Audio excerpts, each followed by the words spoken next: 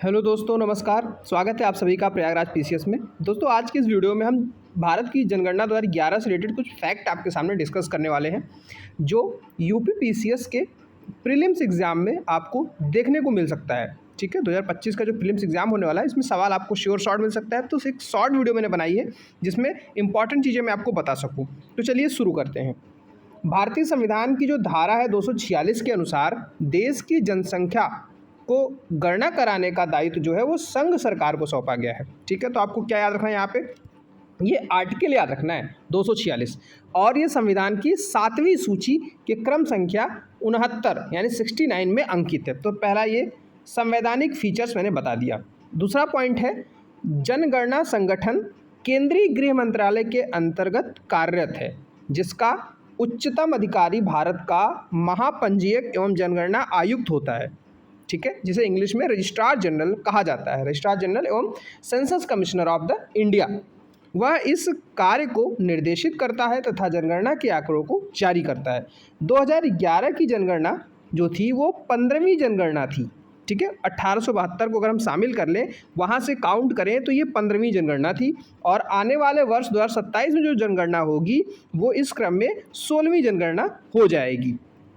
आगे हम बात करें तो 2011 की जो जनगणना थी उसकी टैगलाइन थी, हमारी जनसंख्या हमारा भविष्य।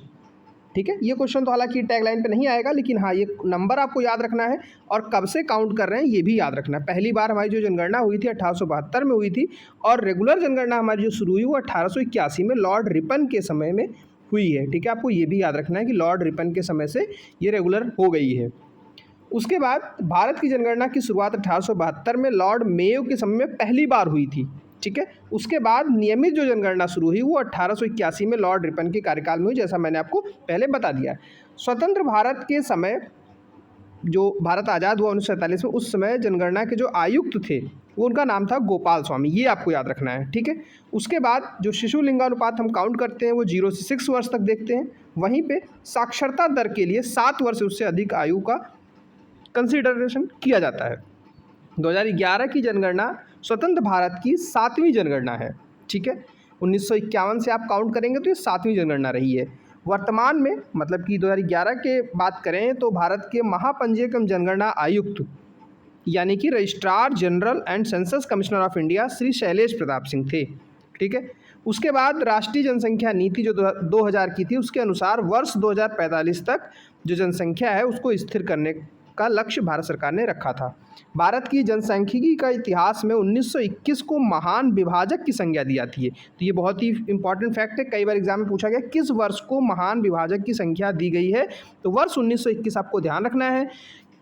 क्यों ऐसा हुआ था? क्योंकि 1911 से लेकर के 21 के दौरान भारत की जो जनसंख्या की दशकीय वृद्धि दर थी वो ऋणात्मक रही है। यहाँ पे आपको ये चीज़ ध्यान रखना है कि पहली बार भारत की जनसंख्या वृद्धि जो दर थी वो ऋणात्मक रही। 1911 से 21 के दौरान माइनस का 0.31 रही, और जनसंख्या में 77 लाख की कमी आई थी। तो दोस्तों, इस शॉर्ट वीडियो में हमने भारत की जनसंख्या जो जनगणना 2011 हुई थी उसके इंपॉर्टेंट फैक्ट्स को कवर किया।